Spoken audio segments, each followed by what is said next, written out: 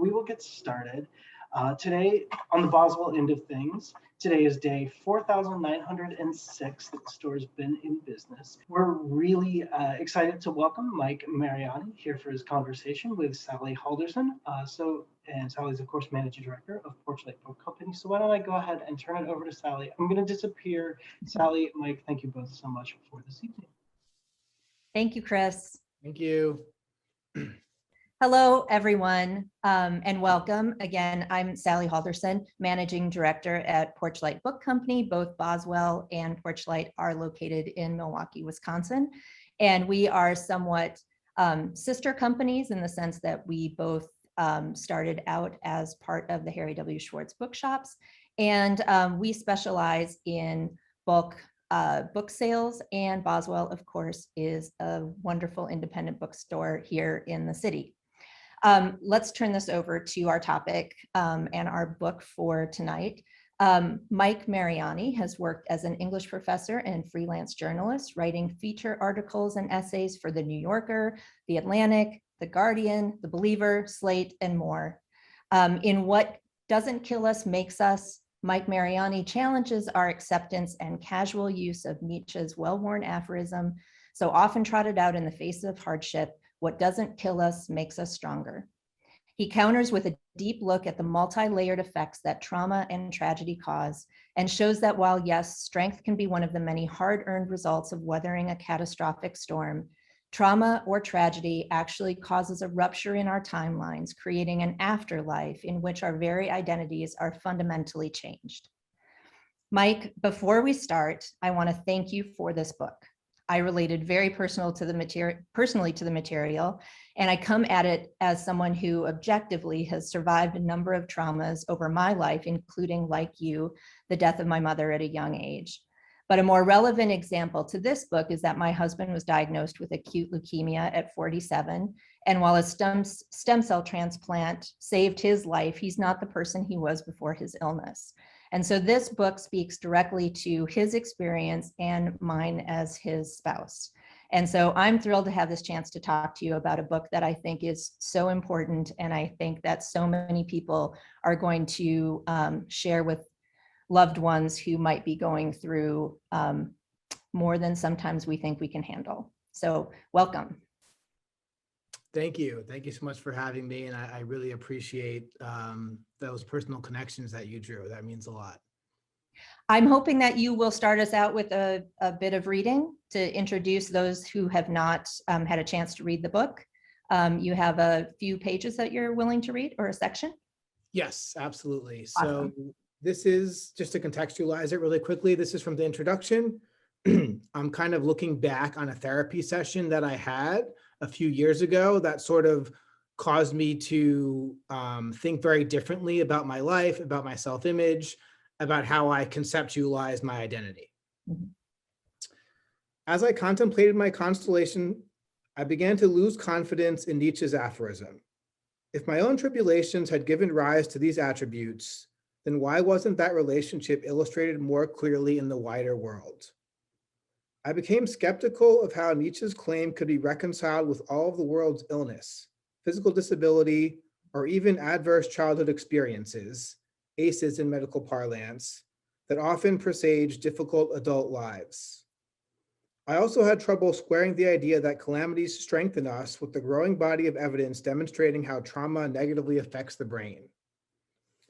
It seemed highly possible that Nietzsche's words were, at their heart, quixotic and even irrational. I sensed that those trials that bend us to the point of breaking don't actually make us stronger.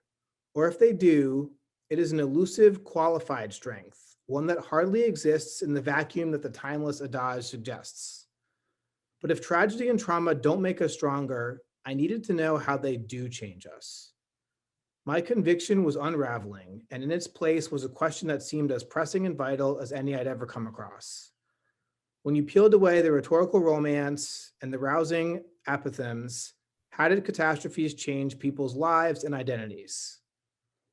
How does a person go about reconstructing their existence in the wake of calamity after much of it has been irretrievably lost? What do those whose lives have been knocked off their orbits have in common? How do we make sense of and find meaning in a life where suffering and misfortune go uncompensated? These are questions that, one way or another, affect us all. If I was going to relinquish my certitude that the central crucibles of my life had forged me into a fiercer, more persevering person, then I needed to find another perspective to take its place. Though I could not put words to it at the time, ever since I was a child contemplating my mother, both as an emotional presence and a physical absence, a cachet of memories in a void new ones would never fill, I felt compelled to redeem tragedy and loss with meaning. I did not want to merely accept her passing and shuffle along in my newly bereft state. Her loss needed to represent something beyond the rueful fact of itself. I believed that her death and the life it cut short needed to sculpt and shape me, to birth a way of seeing the world and living in it that I could sheath myself in for many years to come. If the tragedy of her death could transform me in some way into a stronger or deeper person, someone more impassioned or less willing to comfortably vanish into the scenery of the status quo, then everything we lost as a mother and son would not be in vain. That urge to scrabble some existential saving grace from hardship and deprivation has stayed with me to this day. I was fully aware of the scientific research on the subject, the statistical realities of how traumatic events and other catastrophes could erode a person's quality of life, attenuating their avenues of pleasure and envenoming their prospects for the future. But I also knew that that was not my story, or at least it represented only a single finite layer of it. I saw how much nuance and depth studies on trauma miss when we convert them into a catch-all framework for how calamities shape the rest of our lives. The only story statistics told was one of unqualified loss. I wanted to examine the gray areas of life after catastrophe, those vast, befogged borderlands that could not be neatly mapped out by the existing instruments at our disposal. I wanted to know how a person's dreams changed after she was paralyzed, lost her sight, or was sentenced to a decade in prison. Was the transition creeping and delicate, like moseying into consciousness on a Sunday morning? Or was it as savage and abrupt as a midnight assault?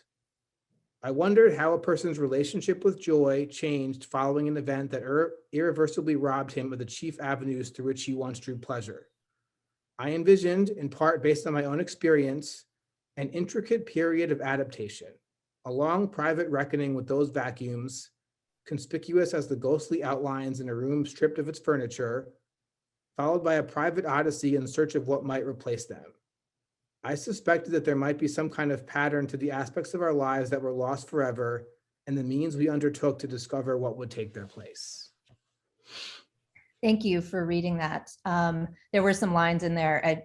I've mentioned this a few times throughout the questions that I have sketched out here, that there are some lines in this book that just give me chills. And I think that some of the ways that you phrase loss and reinvention are really critical to how we might reframe our own experiences. And I think that this book is a wonderful contribution to people who are finding themselves in periods of seeking and in struggle.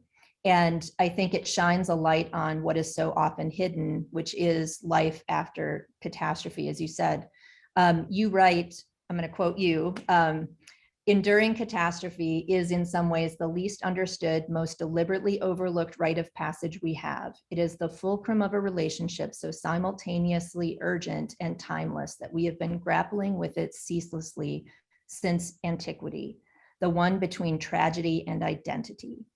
And that cooperation between tragedy and identity is something that you pull through as a thread throughout the book. And I'm wondering if you would introduce us to some of these concepts in the book: tragedy, identity, afterlives, invisible kingdoms is another phrase that I think is beautiful. Catalog of losses, I think, is another really beautiful phrase that serve as a foundation for your approach to this book. Yeah, absolutely. I think, well, just to start with invisible kingdoms, as I delved into the reporting for this book, it seemed like there was kind of an inexhaustible amount of potential catastrophic life events that cleave people's lives into a before and after.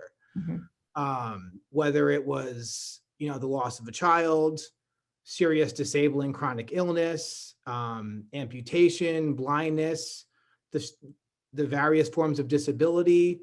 There were just so many different ways that a person's life could be cleaved into a before and an after. And to me, it felt like, this was this massive sprawling population of human beings, in the US and elsewhere that you really don't see in media.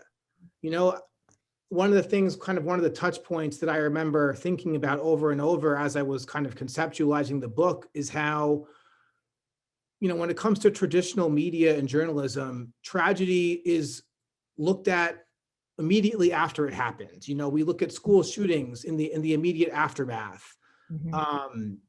Things like that. We focus on the event itself and the hours and days afterward.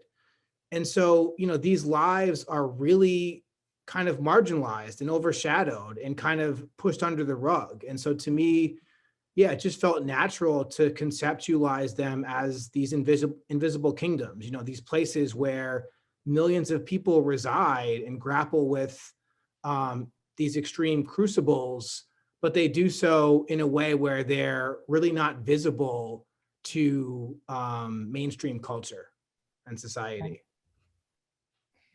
Because you've experienced a loss of health due to chronic fatigue syndrome, which you weave into the reporting in this book, it might surprise people to know that this book is not a memoir, even from the part of the introduction that you read, which does focus on when you sort of the spark of this idea. But it's a book of narrative reporting in which you weave your own story, your own catalog of losses, to use that phrase again, with the stories of 6 other people who have experienced catastrophe. And with their stories as guides, you examine their afterlives, that stark bifurcation between before and after. So how did you come to decide whose stories to feature in the book and what they came to mean to you as you told their stories? I guess in conjunction with your own. Right. So I definitely interviewed, a substantial amount of people in the kind of the early stages. Like 150, you said, I think? Yeah, it was about 150. And like I kind of mentioned in the last response, it was a really broad swath of catastrophic life events, from, blindness to amputation to paralysis to incarceration to the loss of a child, other significant illnesses, trauma, PTSD, different types of assault. And in terms of winnowing that large kind of that wide net that I cast, I think I approached it in 2 different ways. So one, I wanted to find subjects or interviewees that had a really clear cut before and after, where it wasn't something that kind of took place very gradually, that was like really sharp and that kind of cleaved their lives into really discrete chapters. So I would say Valerie, JR, and Sophie qualify as those types of subjects. They're people who, in this case, they were in car accidents that completely, reformed their lives right away. It was sort of an immediate bifurcation or cleaving of their lives. So that was one thing I was interested in. These immediate not transformations, but these immediate changes. And the other subjects, Gina Appleby, for example, who is a woman based in South Carolina who really has endured a lot. She's kind of a more multifaceted example of somebody who's faced catastrophe, because she's faced multiple, serious adversities over the course of her life. So I guess I was looking for a blend of people who had really clear-cut before and after experiences, and those who had sort of more multifaceted, more layered lives that maybe complicated what it means to have an afterlife. Right. We'll dig into their some of the individual threads that you connect between those stories as we go on. But I'd like to back up to something you mentioned in your first response, and a note that I took here about you focused essentially this group of stories on people who live in North America. And in particular, the majority live in the United States. And I'd like to talk a little bit about American exceptionalism, because I think the society within which we live defines how we learn to treat trauma. Our country has a chronic addiction to happiness and the desire for immortality. And much of the time, the definition of a well-lived life is one of material success and material contribution in a really expected kind of manner.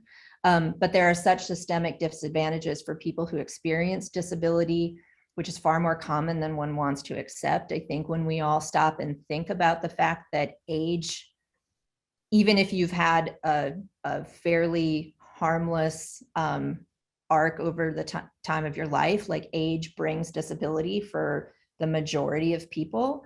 And so why would you say, and I think you touch on this throughout the book, that society persists in this false narrative of individuality and pulling yourself up by your bootstraps and which is AKA being strong.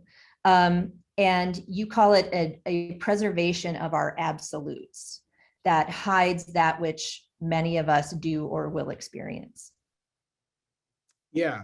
I mean, you definitely said a lot there. And I agree that I think part of what I wanted to do with this book is sort of challenge that myth of American exceptionalism and the myth of kind of rugged individualism and being able to pull yourself up by your bootstraps and kind of survive and persevere and triumph.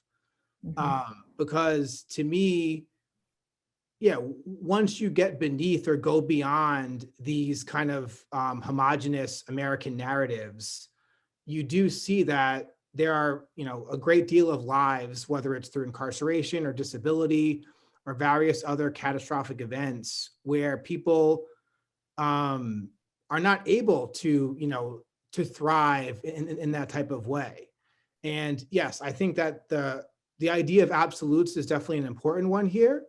I think, going back to what I was saying in terms of like media and pop culture, a lot of what we see, in television and movies and in some cases in fiction, a lot of the narratives we're exposed to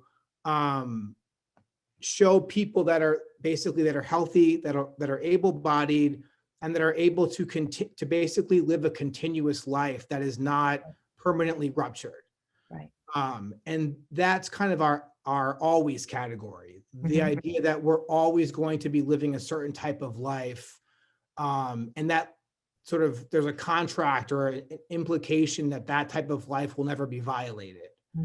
And yeah, I mean, in this book, I really wanted to interrogate and sort of investigate what I term the never category, which is basically the type of lives that a lot of people never imagined they could possibly find themselves in.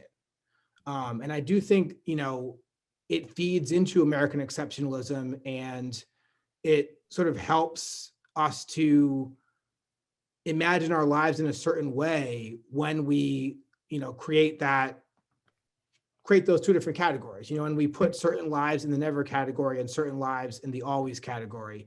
That's kind of a neat way of perpetuating individualism and exceptionalism and ensuring that sort of the overarching, longstanding American narratives are not, too seriously challenged. Because the type of lives in this book and the type of lives that we put in the never category, I think do present a really significant challenge to a lot of the narratives that we tell ourselves about, like, kind of like you were saying, like success, triumph, kind of continuing to accumulate more and more over the course of our lives, self-aggrandizement, all of these concepts that we kind of are pushed to subscribe to, are not how all of our lives are going to play out.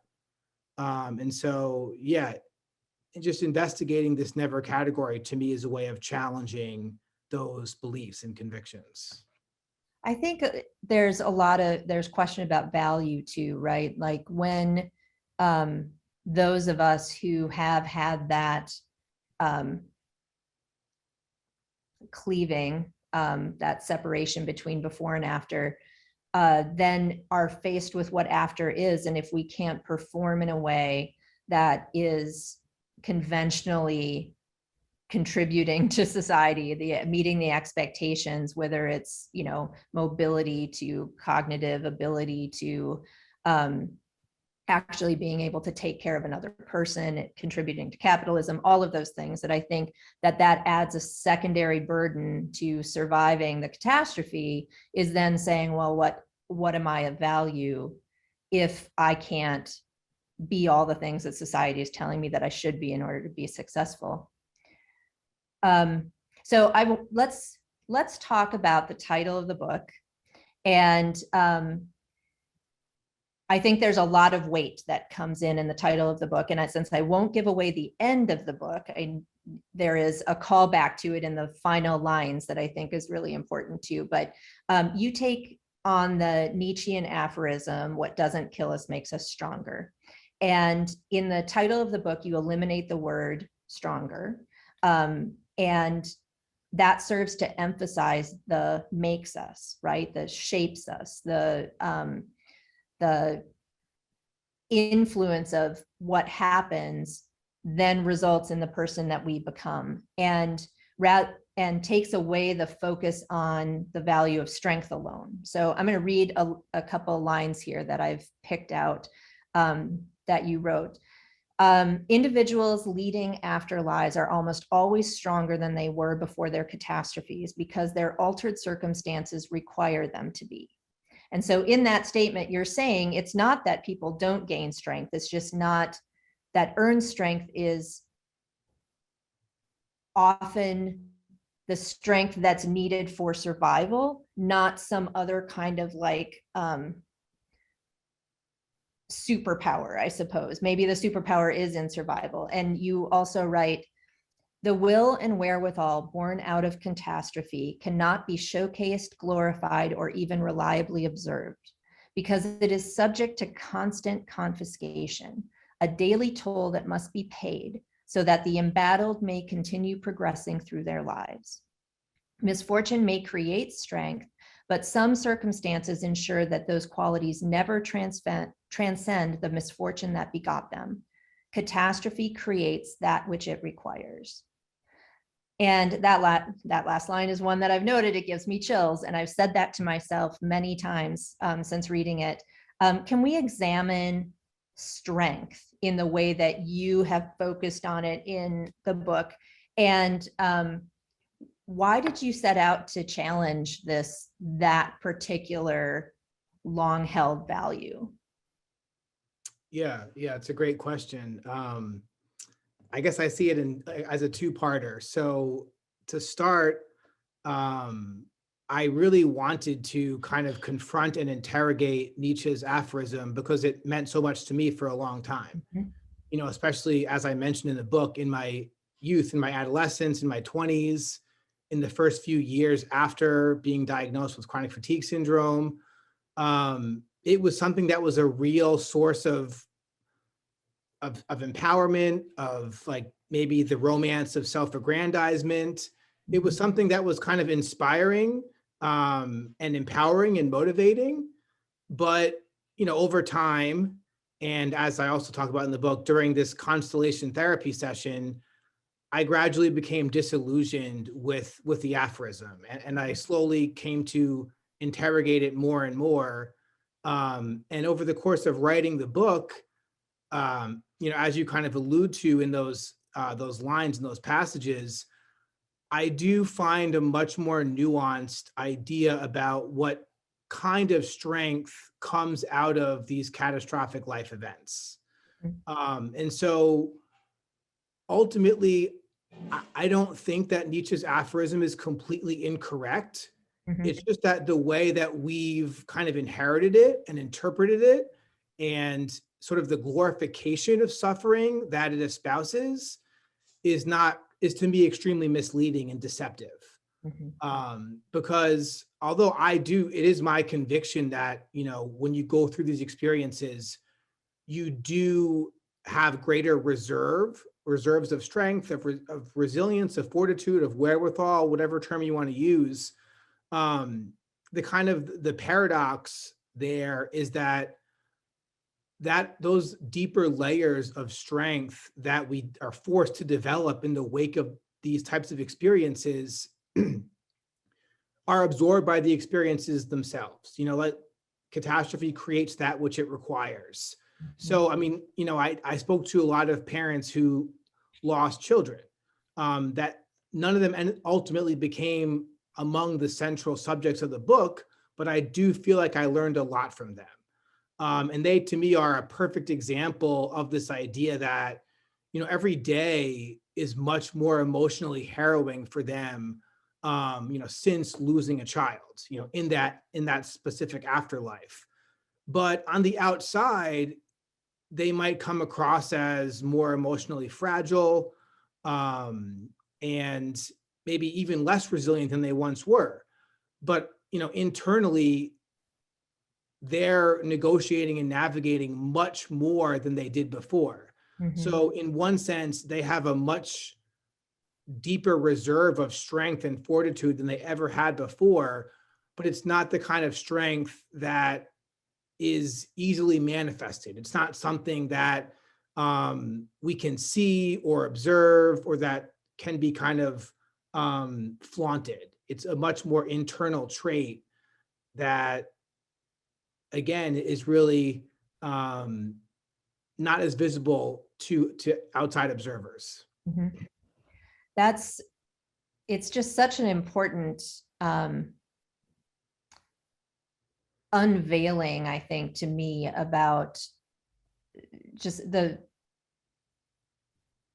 daily toll, as you say, the use of the strength in order to get through a common day, versus it being something that is sort of appreciated on the exterior. And I think, in addition to your story, we have so many people who are dealing with chronic illness or what happens after the catastrophe happens, and how they're dealing with their bodies, and just how much work. And you do such a good job in the book. And I think of Valerie, who puts in these hours every day to sustain any kind of, she's, for the people who haven't read the book, but she is paralyzed, and she puts in so many hours a day just to even prevent a decline in her physical self, and we see, and that's so much behind the scenes. And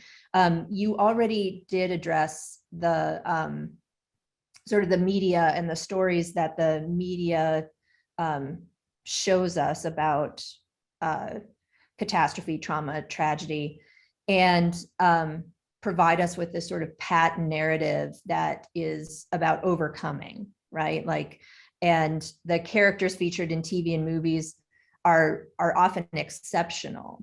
And to me, that actually is the opposite of inclusion or representation. When you have the doctor who is somehow, has some issue or something, and yet they are performing beyond the abilities of typical humans. I suppose defenders would say that these stories bring us hope, but you make it clear that an afterlife is a life of continued struggle, and at least a life that is permanently altered. And that can come off as hopeless if we're telling those stories, as you do in the book. But in actuality, you present several other ways that trauma changes our identity, including ones that I would say are positive. And you have different chapters in the book that talk about those. One of them is seeking, one is devotion, one is refinement. Can you talk us through those, or choose one and tell us how you came to pull these threads out of these stories of trauma? Yeah, absolutely. There's 8 chapters: diminishment, fortitude, demons, seeking, refinement, vulnerability, devotion, and reinvention. Um, I had a few of them in mind, like in the early stages of my reporting, that were kind of based on my own personal experience. The first few interviews, just kind of an intuitive sense of how these catastrophic events changed our lives. I would say one of the more interesting chapters and therefore ways that people change after these before and after events is refinement.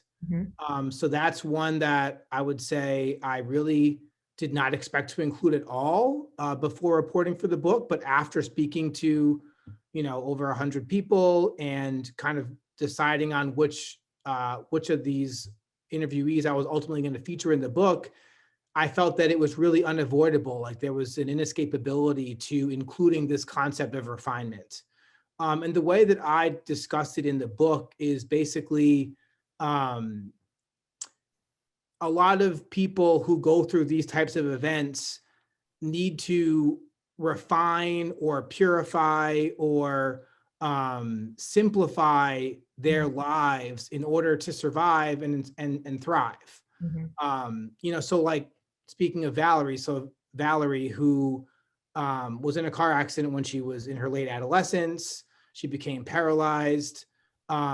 Just using her as an example, she enjoyed kind of a rich, vibrant, multifaceted life in high school. But then as I kind of recount over the course of the book, her life ultimately became sort of less multifarious and less multiplex. And she became much more focused on academia, on medieval studies, on focusing, on advancing kind of her incipient career. And so, had she not been paralyzed, it's easy to imagine that perhaps her life would have continued along the lines that it possessed during her high school years, where, she had a lot of friendships. She went to parties. She sort of had a more vivacious life with a wider scope. Yeah. But because of, the traumatic event that she experienced, it really narrowed the scope of her life. And that's kind of her version of refinement. I mean, I think different subjects have different experiences that all fall within the parameters of refinement. But I think in a lot of cases, it's kind of, you need to embrace sort of a more ascetic lifestyle where you don't really have the same level of freedom that you once did. And so you narrow the scope of your life, you narrow the parameters of your life, and you accept a certain degree of sacrifice because those are just the requirements of kind of the new landscape that catastrophe has forced you to reckon with. Right. And I think even as we're hearing you say that, like it can feel like sacrifice, and it can feel like focus, and it really depends on, and it can feel like specialty, it can feel like loss, it can feel like refinement, can feel like any of those things, but ultimately it, I suppose, collects the energy that a person has while they're also being, I suppose, drained by their resulting struggle, to really find success in a more directed way, as opposed to, as you say, like a more varied sort of life. So I may have been going a little too far on saying that these are necessarily positive, but I do think that is, you talk a lot about how people are propelled forward and into creating this new identity. And I think refinement does that. But it's not all obviously positive. I mean, the trauma and the tragedy is terrible, but we're talking about the afterlives, and that trauma and hardship also makes us more vulnerable in our afterlives. And that is a chapter in the book about vulnerability, and being vulnerable over time. And you write, quote, "The vulnerability of afterlives manifests itself as a heightened exposure to not only concrete physical sequelae," I was like, how do I say that word? Like injury and infirmity, but also social issues like unemployment, marginalization, and poverty. Those leading these lives grapple with an increased susceptibility to future crises, trials that can be traced back to the originative catastrophe. And while I think it could be said that the life stories of the people you include in the book deliberately show how they took control of their identity and made something positive for themselves, even if they had to compromise or refine that original vision, I'm curious why you chose not to include stories of relapse or future struggle. Like were you trying to create sort of guideposts for people who are trying to reframe their identity so that they can propel themselves forward, much like the characters that you have in the book?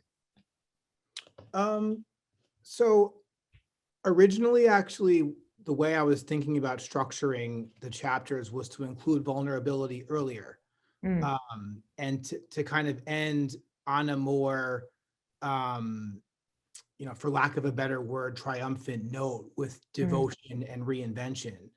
But that felt disingenuous or insincere or not true to experience. So I actually, really made a deliberate choice to include vulnerability later in the book to kind of speak to the fact that, as that passage suggests, our traumas and catastrophes reverberate over the course of our lives, and they have echoes and resonances that could happen, 2, 3, 5, even 10 years later. And, speaking from experience as somebody with a serious chronic illness, the vulnerability shows or demonstrates how in our afterlives aren't stable. They don't have that stability that we would hope for, or that we would want, or that, like we were talking about before, mainstream media, pop culture, kind of our absolutes would suggest that we all possess. So I think by including vulnerability later in the book, I wanted to show that there is kind of an instability in afterlives, and things can happen, years down the line that are connected to the originative event, and in fact are a direct or indirect effect of that event. But, it's happening many years later, and it's transforming our identities again. And so I think, vulnerability, it just challenges our idea of linear transformation. The idea that, we're transforming in a linear, one-dimensional way, and we have that kind of agency over our lives. Right. So, I think that that vulnerability can really confound and upend or contradict those ideas of linear transformation. Right. I definitely, my experience with my husband's cancer is very similar. And I was talking to him about your book, and he said, and he was a teacher before he was diagnosed and had his stem cell transplant. And now he is not able to be in a classroom. And that's very similar to what you described for yourself. And the refinement of having to sort of make his life smaller in order to reserve the energies he needs in order to do the things that he needs to do. That all of this echoes, I think anyone who's reading this book is going to, and who has either witnessed it or been close to someone who's gone through something like this, is going to see themselves in that vulnerability. And but I do want to look at a sort of important subset of the profiles that you include in the book, and that is when you use the word diminishment to describe the first condition to result from catastrophe. I'm going to quote this: an abrupt loss of some or even most of the territory that individuals had once taken as a given in their lives. And the loss of that territory is represented in the stories that you include in the book. As we've talked about, 4 feature a loss of physical or cognitive abilities, but you also include 2 stories about incarceration. And you've mentioned that a couple times as we've been talking. Incarceration as catastrophe, or maybe even a second catastrophe layered upon the first one that caused, the crime or the incident that happened. And you also write, how thoroughly Americans had long dismissed the lived experience of incarcerated people, and that dehumanization is almost always a prerequisite for atrocities against them.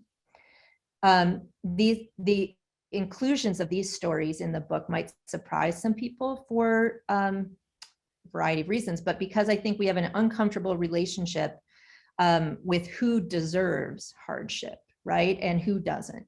We often sigh about bad things happen to good people, or that it's karma, or whatever way that we sort of refer to being surprised that something happened to someone, or thinking that we will be exempt from that because we were good people. And with incarceration, we think those people found guilty of a crime are sort of getting what they deserve. But if you could tell us why you think of it very differently, and how Sean and Jason's stories help us see incarceration as, or incarcerated people as deserving of the same level of compassion and empathy that good people who are going through trauma deserve. Yeah, it's definitely a great question. And I did anticipate people being conflicted, or having differing viewpoints in terms of whether that's like a worthy subject for before and after events and afterlives. I think to kind of reference something that I mentioned, I believe it's in the introduction.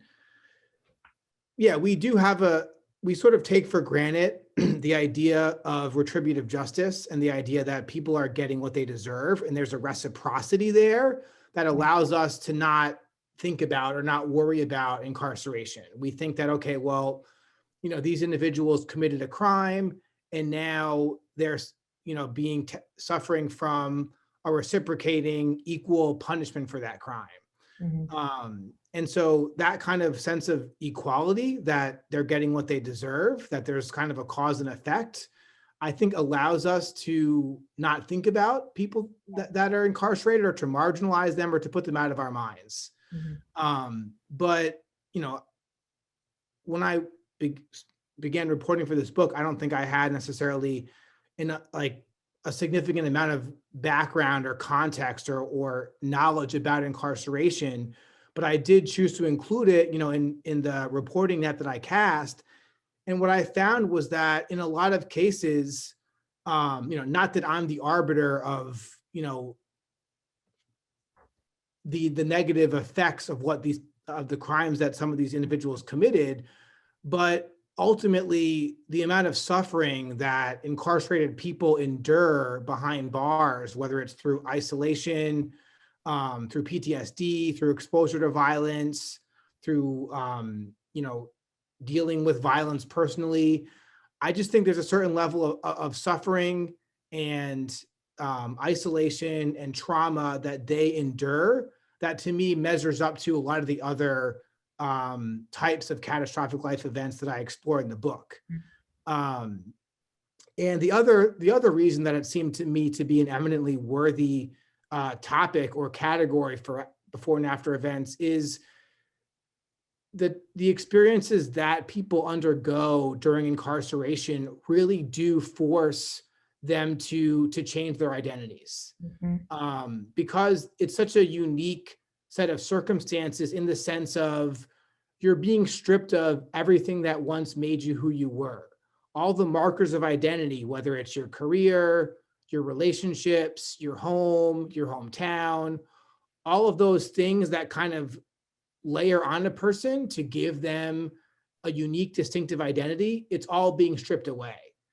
So to me, that was really compelling. And the idea that, this is kind of a slow burning, long-term trauma that completely erases a person's identity. So to me, that felt like it spoke powerfully to the kind of themes that I wanted to address in the book, about how tragedy and trauma and catastrophe can kind of rupture or violate our narratives, erase our identities, and force us to build ourselves back again, in all these different types of ways. So in that sense, it really spoke to some of the major themes of the book. I'm interested in I sketched out a question here that I think I'm going to turn a little bit, but I think, obviously the goal, the goal of incarceration is to restrict freedom in order to change a person, right? There's punishment too, and I'm not saying like prison is by default rehabilitating. There are some programs that might do that, but in general, we don't believe that it does. But it is sort of like the implication, other than punishment or keeping someone out of society, is that somehow it will affect some kind of change on this person. And I think that when we talk about other ways that we are restricted after trauma, whether it's paralysis, whether it's any other kind of lack of freedoms.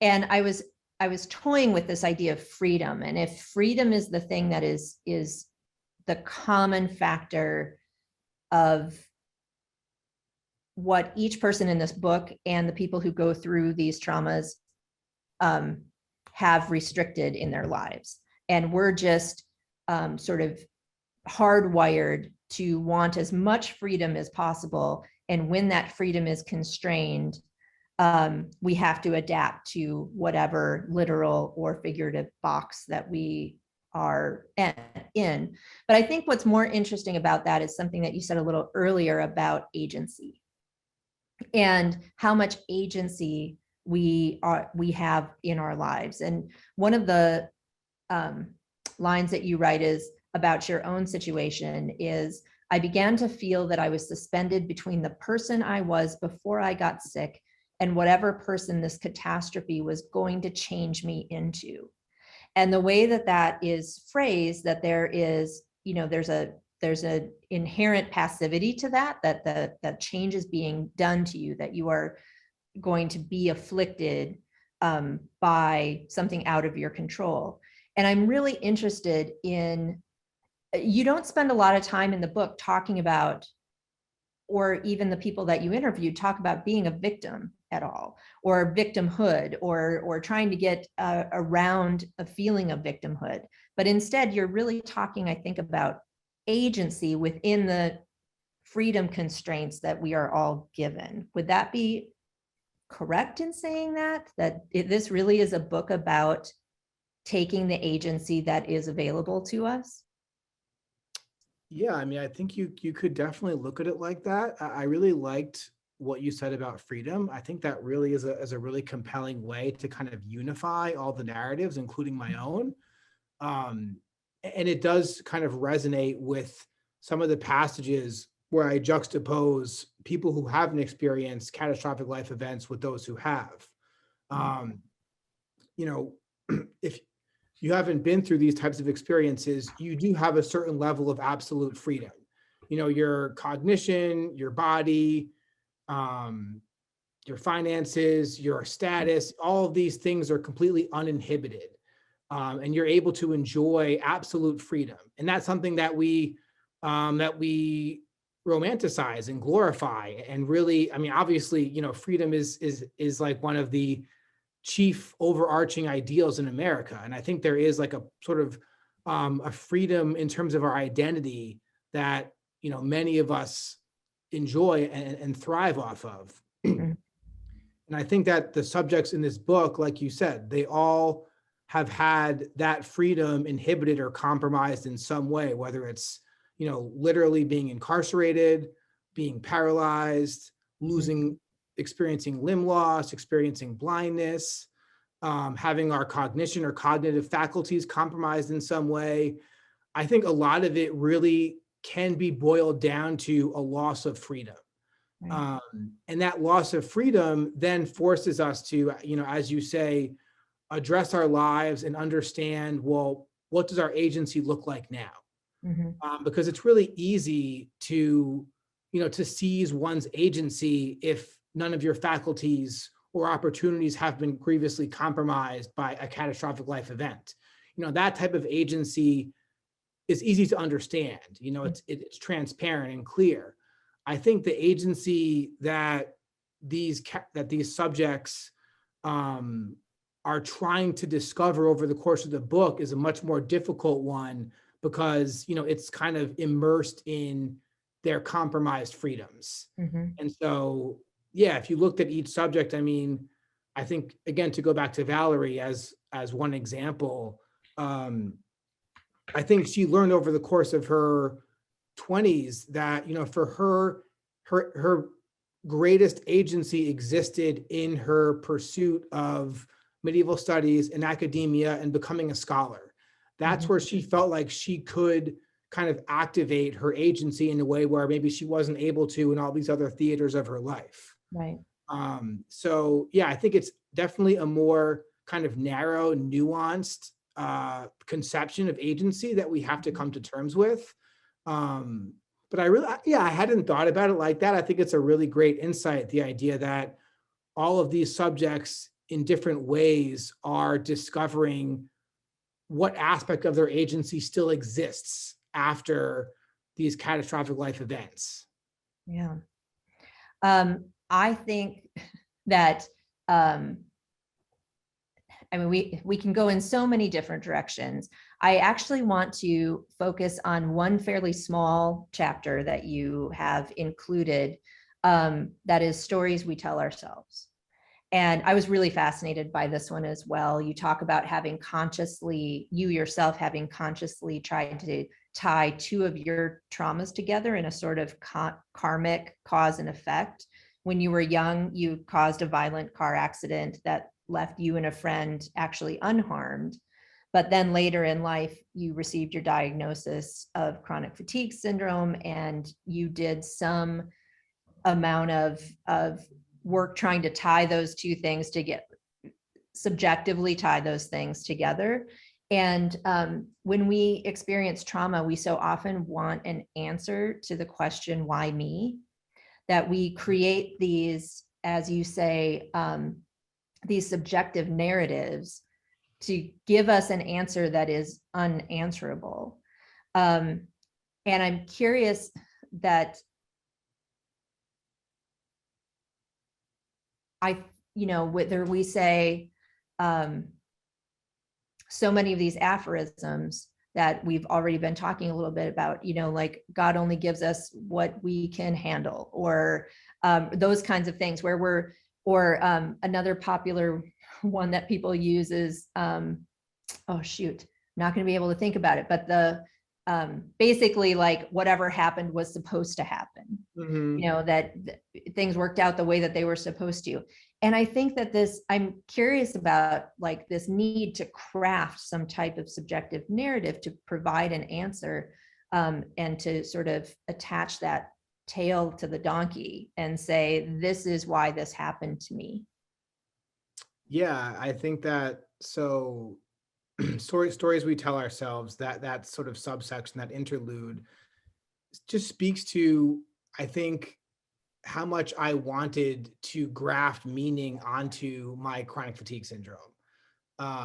Even if it was sort of a masochistic meaning, even if I was subjectively deducing that I actually deserve this disabling chronic condition, which, seems like something somebody wouldn't want. We don't want to feel guilt. We don't want to feel remorse. We don't want to feel responsible for some atrocity or something awful happening to us, you would think. But in my experience, and kind of in the ways that I explore that subjectivity in that section, I think it can be gratifying to imbue some meaning into these types of experiences, even if that meaning is, well, maybe our misdeeds or our moral imperfections or flaws earlier in life somehow sowed the seeds for this event to take place.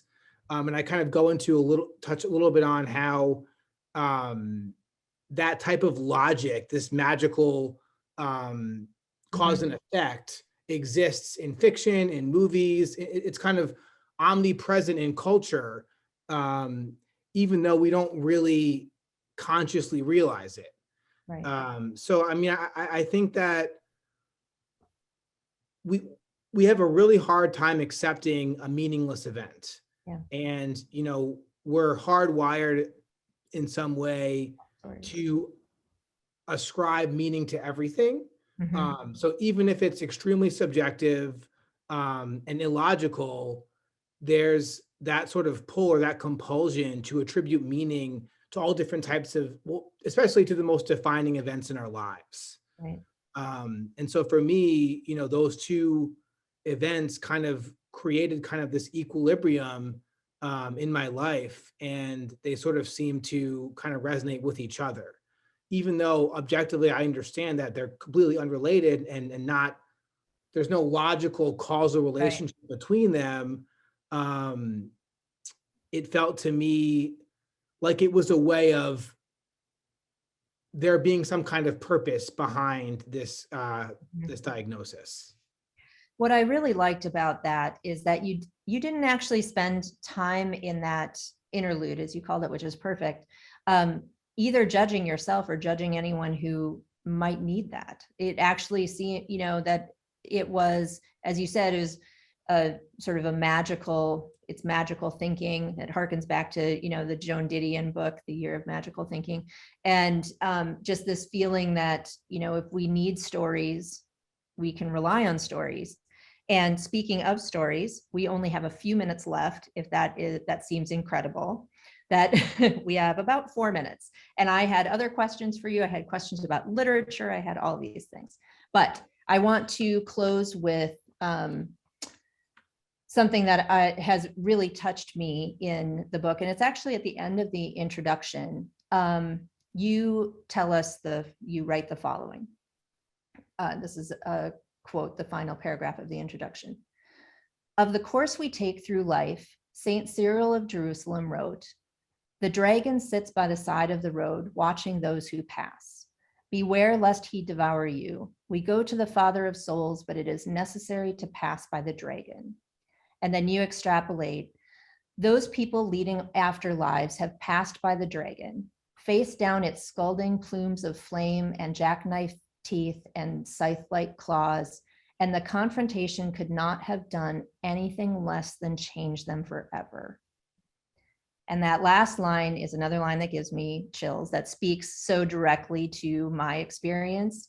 And I felt like throughout the book and in that line and so many others I've talked about, I felt like you recognized and paid respect to the biography of my life, my having faced down the dragon and come out changed. And it's rare to feel that. And so I thank you for that. And I know that everyone who reads this book will feel similarly seen and perhaps even freed to claim the identity that their struggle has compelled them to become. And so I thank you, Mike, for this book, for joining us today. And I encourage everyone to buy a copy of the book for themselves, but also anyone who may be struggling with trauma and the resulting transition between selves. It is a true gift. Thank you all for joining us. Thank you again, Mike. And I hope that so many people are changed by what you wrote in this book, like I feel like I have been. Thank you so much for having me. This was a really great conversation. And I really appreciate your saying that. Have a great night.